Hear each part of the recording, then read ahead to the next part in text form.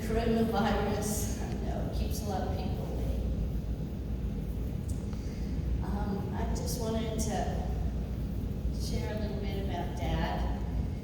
I know y'all know him well, but I just want to say Dad left us a good heritage.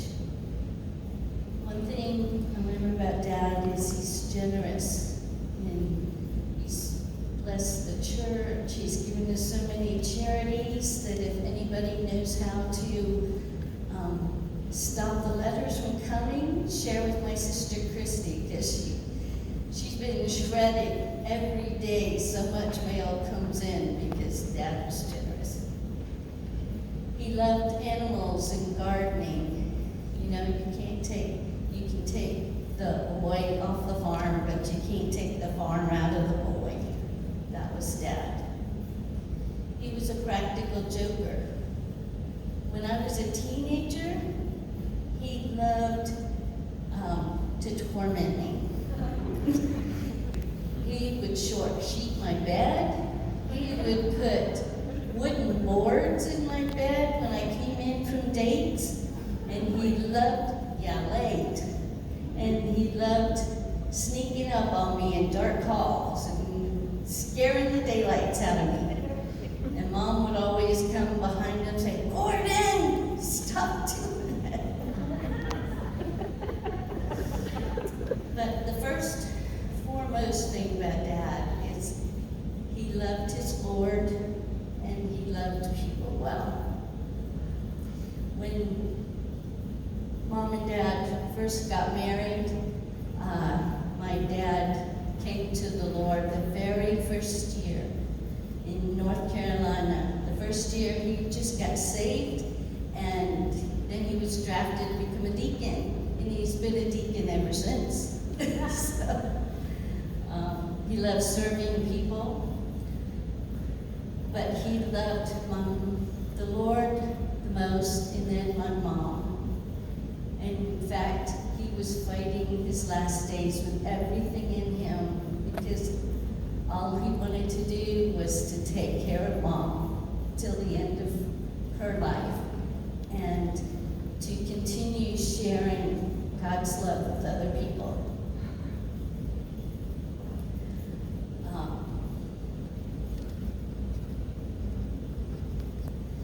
And then he loved us children. In fact, I remember he loved us so well that one day I was like 7th grade, and my siblings and I were sitting in the kitchen, and we were all arguing over who Dad loved best. And the oldest said, "He loves me the best." And the youngest said, "I'm the baby, he loves me the best." And so on, every one of us knew. I didn't say anything, but in my heart I knew he loved me the best. So that's quite a heritage to get.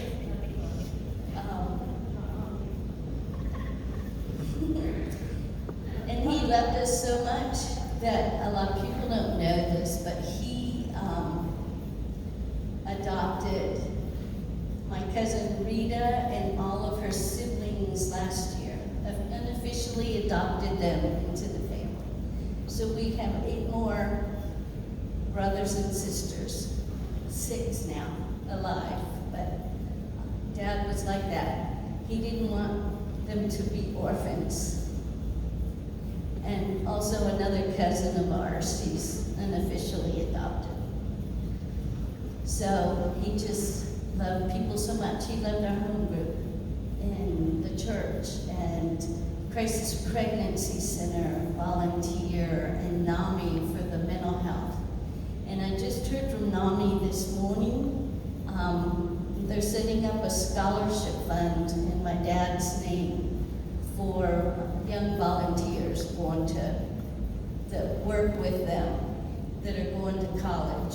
So I thought that was real special. And he was giving cards out to everybody. So we have cards everywhere. Feel free to take as many cards as you want off the table back there. I think everybody knows I'm Eric, married into to this family. And definitely the best thing, well, the second best thing I ever did coming to the Lord was the best thing. I know all of you know that Gordon was good, kind, and generous, and all the things. You guys just being here shows that. He was a good friend to everyone.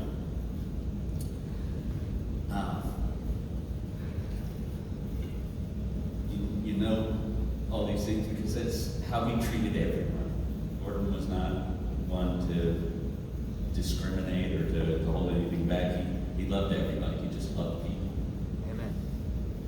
But he was more than that. He was a testimony to his Lord.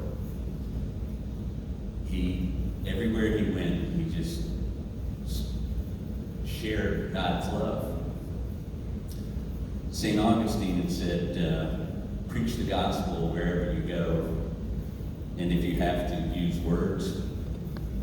I don't think anybody had to tell Gordon that. That's how he lived. He just oozed God wherever he went. Yeah. He welcomed me into his family, just like I was one of the children, just like Rita and the rest of them. Even though the rest of the family wasn't too sure about what they were getting when they got me. My own father was not a good father, but God loved me so much that he gave me a good example of a father in Gordon. I'm going to miss him.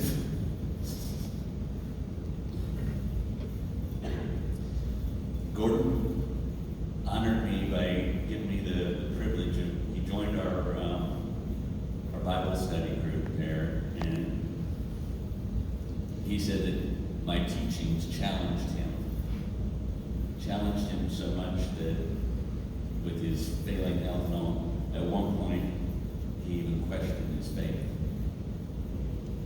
And I hope that all of us have an opportunity to question our faith like he did, because it drove him to find a deeper relationship with God. So much so that those of you who know him saw a big change in him in the past years there.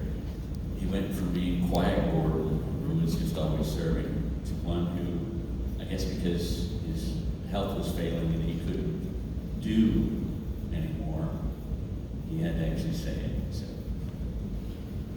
And I know that he would want to know that every one of you have a good relationship with the Lord. So I'm going to put out a call, really, that if you don't know the Lord, or if you don't know the Lord as well as you should, feel free to come up to me or Joy, and be happy to tell you